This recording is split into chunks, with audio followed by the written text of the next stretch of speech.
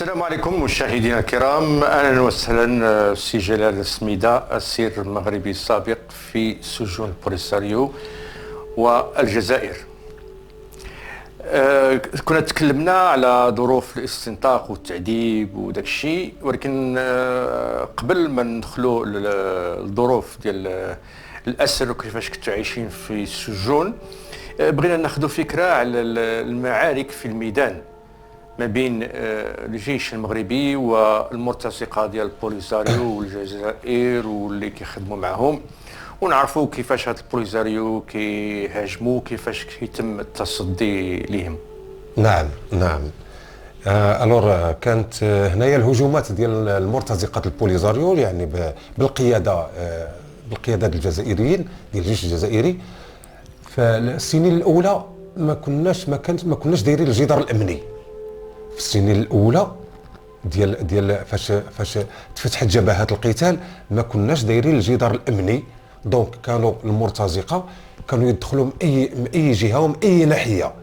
دونك هنايا جات الفكره ديال المرحوم الحسن الثاني رحمه الله، كتجي الفكره ديال مع القياده العامه ديال القوات المسلحه الملكيه باش نتراسيو الجدار الامني. غادي نبداو نتراسيو في الجدار الامني في التيران، باش على الاقل نكونوا متجهين لواحد لا ديريكسيون، واحد الاتجاه واحد لمكافحه العدو.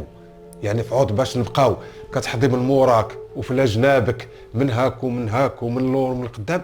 احنا جاتنا الفكره ديال الجدار ديال الحزام الامني، بدينا كنديروا في الاحزمه الامنيه، ولكن باش تفوت جدار امني كانت صعوبه كثيره، كتوقع لنا صعوبه كثيره. علاش؟ لخاطر في الوقت اللي كنبغيو نبداو في الجدار الامني يقوموا علينا المرتزقه بهجومات، على الاقل يبغيو يحبسونا باش ما يفوتش الجدار الامني. ولكن بالشجاعه ديال الجيش المغربي وبالشجاعه ديال ابناء المغرب كنا كنفوتوا الجدار الامني منطقه بمنطقه على دور السنين. هنايا الهجومات اللي كيقوموا بها المرتزقه. هنا هما واش كيديروا؟ كيختاروا وكياخذوا معلومه عن بعد، كيختاروا المناطق اللي يكون فيها الجيش المغربي قليل. مثلا واش كتهضر دابا على مور الجدار الامني منين ندار ولا قبل ما يندار الجدار؟ لا، دابا كنهضر لك على من بدينا كنديروا الجدار الامني ونوقفوا فيه. يعني هنا بدينا درنا لا سانتير الصمته، نشدوه منطقه. ولكن ملي كنشدوا منطقه ونديروا لها الجدار امني ونقبضوها حنايا، العدو اش كيدير؟ البوليزار اش كيديروا؟ كيتجمعوا، وهذاك الشيء بالمخطط ديال الجزائريين ديال نظام الكبرانات، كيتجمع 1000 2000 2500 وكيقوموا بهجوم مضاد علينا، وكيختاروا لي بوين اللي ما يكونش فيهم الجيش بزاف. يعني لي بوست داكارد تكون فيها 80 90 حتى ل 100 جندي يقبضوا على ان بوست ويكونوا فيه لاكارد. ولكن كاينه ما نساوش بينا لونترفونسيون، هي حنا اللي كنديروا كتكون لونترفونسيون باش كنجيو قبل ما يبدا لي كروشاج كنكونوا مستعدين. دونك هنايا هذا هو فاش المرتزقه كيديروا ديك الحرب ديال الارتزاق، كيضربوا ويهربوا بحال حرب العصابات. طبعا راه حرب العصابات.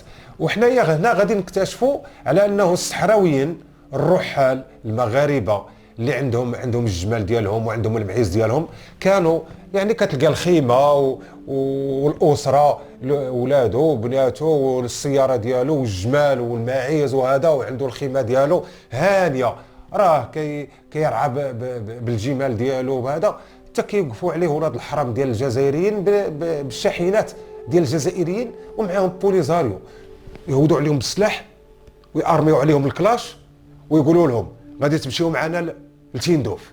يعتقلوهم، كيقول لهم غادي تمشيو معنا لتيندوف باش نديروا دوله. كيقول لهم اودي حنايا واش دوله؟ انايا راني اللي بغى يمشي ما يقتلوهش، ولا ريفز شي واحد تما كيقتلوه.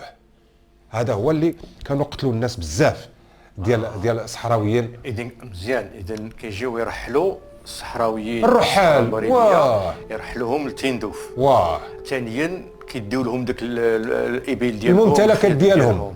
كيديروا الممتلكات ديالهم. ودابا انا فاش تصبحت اسير عندهم هنا، كنلقى الصحراويين اللي كانوا مساكن رحال ومغاربه وكانوا رحال في وسط الصحراء المغربيه، وكان عندهم الخير ديالهم وعندهم الجمال ديالهم. وهذا فاش كيديروا لهم بوليزاريو تيقولوا لهم هذا التنظيم، هذا المعيز والجمال وكل شيء للتنظيم. سي جلال هادشي غادي نفصلوا فيه مزيان.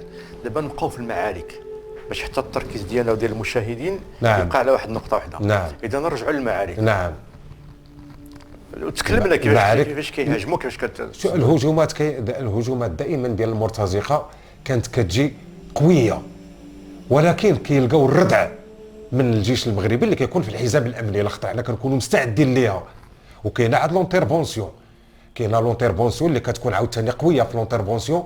كاين مثلا بحال السيزيام ريجيمون اللي كان فيها العبيدي عبد السلام الله يرحمه برحمه الله في هذا العواشر هذا، كنطلبوا له ربي الرحمه والمغفره، وجميع الشهداء اللي سقطوا في ساحه الوغى في وسط الصحراء المغربيه، كنطلبوا لهم الرحمه والمغفره من عند الله تبارك وتعالى. وكانت القياده ديال العبيدي عبد السلام كان من اهم الضباط المغاربه في وسط الصحراء المغربيه في القتال.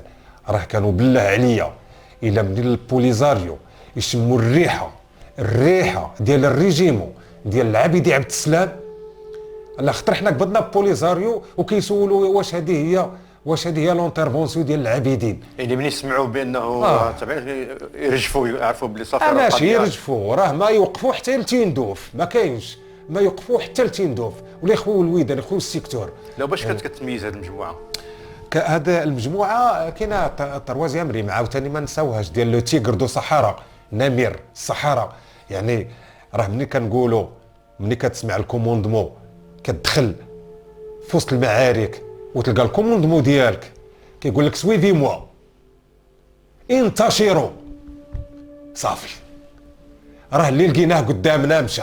خطر عدو راه مرتزق، هذاك راه جاي هو اللي جاي عندنا. اللي لقيناه قدامنا مشى كنصفيوه بالسيارات ديالهم، بالحديد ديالهم، بالكاميونات ديالهم، بالمدرعات ديالهم. ولكن راه اوبليغاتوار باش حنا فينا غادي يطيحوا اسرى، يطيحوا البليسي، يطيحوا الموتى. هذه راه اوبليغاتوار، لا خاطر راه يجيك الرصاص كيما اللي عندك. بغينا نعرفوا دابا داك المكون ديال هاد المرتزقه ولا هاد الميليشيات. واش فيهم غير البوليزاريو ولا معهم الجزائر ومعهم مالي وموريتانيا واجناس اخرى؟ نعم، في حد ذاتها البوليزاريو في حد ذاتهم بوليزاريو مجموعه ديال الناس، فيهم الجزائريين جنوب الجزائر، وفيهم موريتانيين من موريتانيا، وفيهم ماليين، وفيهم من نيجير. هاد الاجناس كاملين انا عرفتهم في الحبس ملي دوزت تمايا عندهم السنين ديال السجن ديالي تما. فين عرفت انا بالله لقيت بوليزاريو همناش كيتكونوا وبخص وعاد ملي كنا كنقبضوهم اسرى ولا اللي كنقبضوهم في موتى في التيران ديال الحرب اللي كيطيحوا موتى، وفاش كيهربوا دوك اللي كيبقاو حيين. يعني من السحنه ديالهم كيبانوا لكم هادو واش لا الهضره ديال حتى الموتى، يعني حتى الجثات كيبان طبعا طبعا ملي كان الموتى ديالهم الجثات كنعرفوهم صحراوه، كنعرفوهم هما الشباب في كاين اللي ما يقدرش يتفرق لك ما بين الموريتانيين وهما وسكان الصحراء المغربيه. هذا الشباب لا خاطر لاكسو وحده، يعني اللغه وحده. كاع المنطقه كامله ديال قلميم باب الصحراء وطنطان والساقيه الحمراء والذهب. هو الفرق فيه كاين مع الجزائريين. الجزائريين الصحراويين جزائريين ولاد جنوب الجزائر اللي كانوا متعسكرين في وسط بوليزاريو ولابسين تري وحاملين السلاح، عرفناهم جزائريين ومع كنا تما عندهم السجون صافي يدخلوا معنا في لونغاج مزيان. دابا شنو هي نوع الاسلحه اللي كيستعملوا هاد المرتزقه؟ يعني لا كاينه مختلف اسلحه ديال الروس ديال الجزائر ديال الروس ديال الجزائر. كاينه يعني مختلف اسلحه بما فيها الغليظه والرقيقه. مثلا كاين لي بيتيب، كاين لي 14 لي 23 لي 17 لي كانو ديال لونس روكيت لي ار بي جي. يعني هذه اسلحه كامله لقيناها عندهم، لا كانوا كيجيو يهجموا علينا بها وكيعرفوا يستعملوها بعدا ولا لا خاطر كاينين عسكر جزائريين عسكر جزائريين هما اللي السلاح دي اصلا السلاح الجزائري. هي كاينين جوج ديال الدول اللي كانوا يمونوا البوليزاريو بزاف. الجزائر كتعطي السلاح وليبيا كتعطي المواد الغذائيه.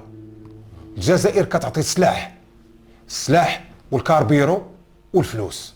هادو حقائق مهمه اللي باش نضحضوا الادعاء ديال الجزائر كتقول لك انا خاطيني. نعم. انا ما كندعمش ماشي انا. نعم. وانا خاطيني. هادو بيناتكم. نعم. الجزائر الجزائر راني عشت عندها انا اكثر من 20 عام، تما كبرت عندهم انا اسير، وتما والسنين اللي كبرتها ما كبرتش ناعس وناكل ونشرب، لا كبرتها في الاعمال الشاقه، خدام لجميع الاتجاهات.